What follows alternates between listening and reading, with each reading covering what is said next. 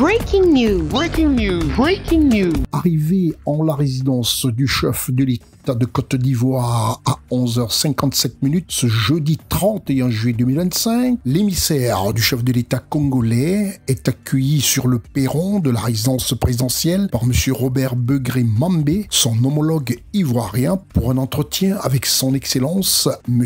Alassane Ouattara. Dans la délégation du Premier ministre congolais, M.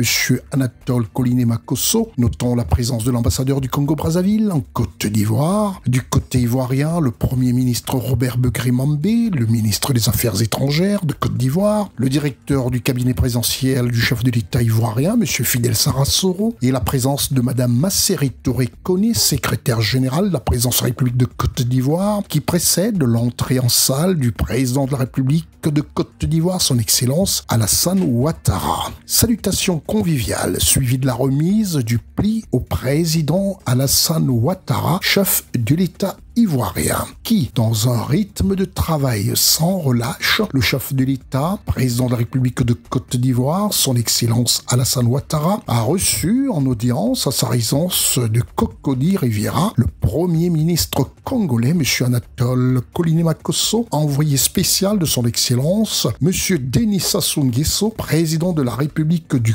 Congo-Brazzaville. Entretien de plus d'une vingtaine de minutes entre le chef de l'État de la République de Côte d'Ivoire, son Excellence Alassane Ouattara, reconnu par ses pairs pour son expérience politique et sa gestion du pouvoir. Au sortir de cet entretien convivial et après un au revoir du président de la République de Côte d'Ivoire, son Excellence Alassane Ouattara, à son hôte du jour, le Premier ministre M. Anatole Koliné-Makosso, aux côtés de son homologue ivoirien M. Robert Begré Mambé, il a tenu à faire part de son entretien avec le chef de l'État ivoirien face à la presse nationale et internationale, dont CNN, en présence de la télévision congolaise. J'ai eu la grâce, avec ma délégation, d'être reçu par un géant du continent, un monument. De quoi a-t-il été question? Il était question pour nous d'être venus nous abreuver à la sagesse africaine. Vous voyez, pour nous, peuple congolais, et nous, peuple ivoirien, qui avons la grâce d'avoir encore à la tête de nos États des géants d'une certaine expérience, qui ont connu l'Afrique dans tous ses États, dans des États de dépendance, dans des États d'indépendance, dans des États de gloire, dans des États d'épreuve, dans des États de combat, dans des États de liberté, dans des États de paix, devons savoir exploiter leur richesse, exploiter leur sagesse, pour être sûrs d'affronter les épreuves que nous connaissons dans nos pays, au sein du continent et à travers le monde, avec beaucoup de sérénité, avec beaucoup de lucidité. Et nous sortons de là imbu de connaissances, imbu de leçons qu'a bien voulu nous transmettre le président de la République, son Excellence M. Alassane Ouattara, à qui nous avons porté le message qui vient de son frère et homologue, qui l'appelle affectueusement l'empereur, son Excellence M. Denis Sassou Nguesso, qui nous a chargé d'aller témoigner à son Excellence Monsieur le Président Alassane Ouattara son attachement aux relations bilatérales qui unissent nos deux peuples.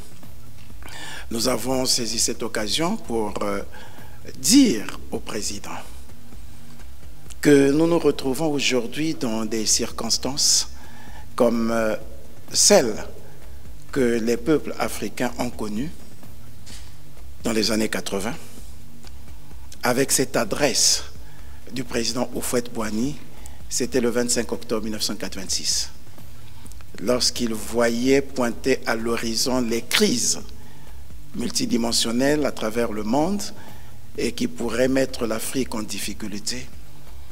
Le président Houphouët-Boigny avait appelé l'élite et l'ensemble des acteurs politiques à la retenue, à la lucidité, et qu'il fallait que ces élites se préparent à gérer en toute sérénité, en toute lucidité, les situations qui allaient advenir.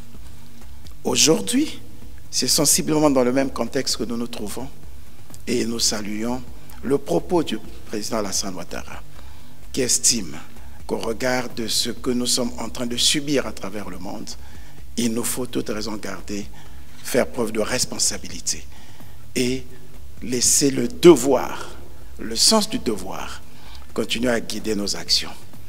Car quand se déchaîne la tempête qui peut jeter le désarroi, sinon le doute, quelque juste que soit la voie choisie par un peuple, rien ne vaut un équipage cohérent. Et cet équipage, on le reconnaît par son expérience, par sa compétence. Ce qui avait amené, dans les mêmes circonstances, un président américain, lorsque on se trouvait devant le tumulte, à dire qu'on ne change pas le cheval au milieu du guet et ne revient pas à un cavalier de laisser ses troupes au milieu du guet.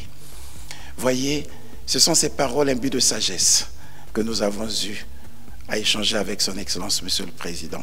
Et nous partons d'ici satisfaits, heureux d'avoir réussi à nous abreuver à la sagesse du Président. Voilà, chers amis, l'objet de cette rencontre. Civilité protocolaire oblige, justifiant la fraternité qui unit les deux peuples congolais et ivoiriens. C'est alors que le Premier ministre ivoirien, M. Robert Begré-Mambé, a raccompagné son homologue congolais, M.